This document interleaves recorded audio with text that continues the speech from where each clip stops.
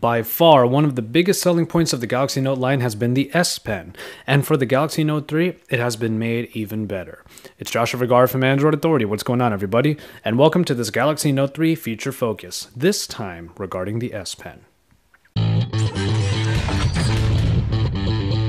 The S Pen is the little friend that allows the Galaxy Note to do much more than your average smartphone. In this version of the Note 3, it has been given a more symmetrical design that can be inserted easier into the phone, as well as a lighter feel. It might be a pain to handle for much larger hands, but for me, it's been just fine as a pointer and a handwriting tool. We start off with what's already available in the S Pen before you even get into the apps and extra features. Get in the settings menu and you'll see that the Note device is able to detect if the pen is inserted or it's out in the wild. You are able to customize what happens when you remove the pen, such as noises or vibrations, or even if the Air Command menu pops up when you do so. And then there is the small cursor that you see on the screen as you hover the tip of the S Pen over the screen. And this is where we get into some actual functions. From just about anywhere on the phone, you can begin to use the S Pen for a few key tasks. That button on the pen itself is very important and is the gateway to a lot of uses. When hovering over the screen and seeing that little dot, you can press it and the Air Command menu comes up, but we'll get to that a little later. Note that the gestures that opened, for example, the quick command pop-up in the previous Note 2 aren't here anymore.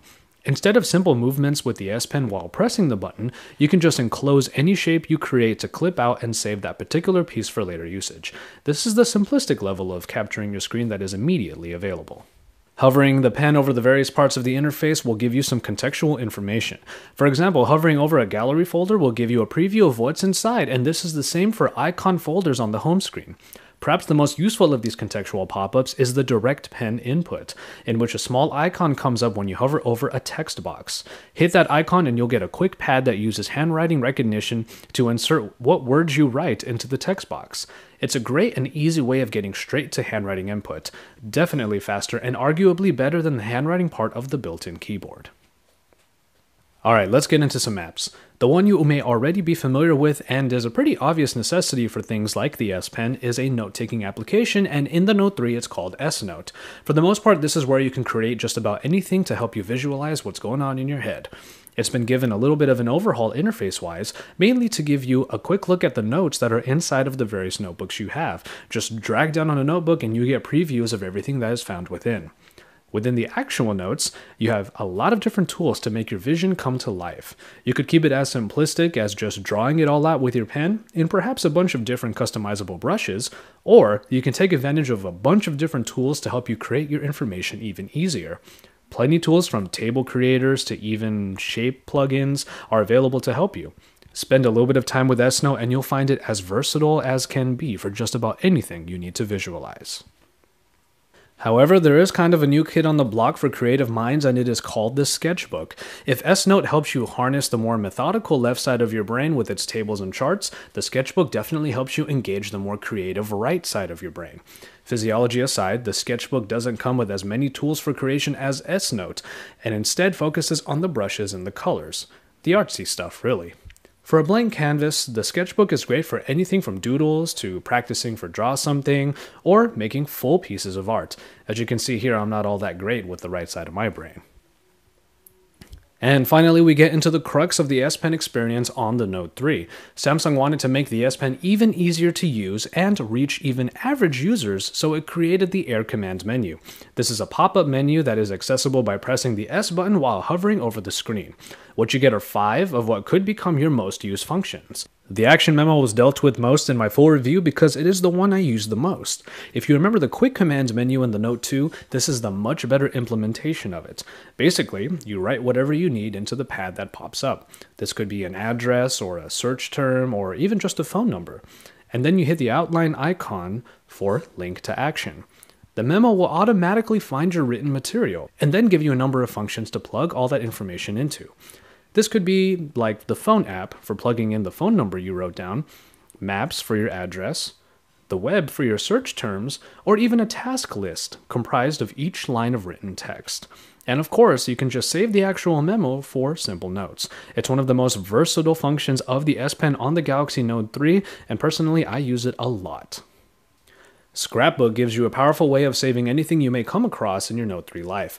It can clip out just about anything you outline after selecting it, but it doesn't just save what you selected. It also keeps the contextual data or metadata so that you can refer back to it if you need. For example, find an item you want to refer to later. Even if you just save the clip from the picture or the listing, it will keep the URL and basically anything pertinent to where and when you saved it. It's useful for when you want to save something, but the extra information can possibly come in handy later. ScreenWrite is yet another way of saving something you find but is most simplistic. Basically, it's just a screenshot of your display that you can write on and somewhat edit. The main difference with ScreenWrite is that it's more of a catch-all. And if it's easier for you, it will save to the gallery for further sharing rather than inside of the Scrapbook app. S-Finder is a new way of searching quite literally everything within your phone. Not only does it look through pretty much every app for the data that you specify, it also uses the handwriting recognition. So if you wrote an action memo and saved it, you can type in one of those words and the note will likely pop up. It gives a pretty nice interface consolidating all of its search results also.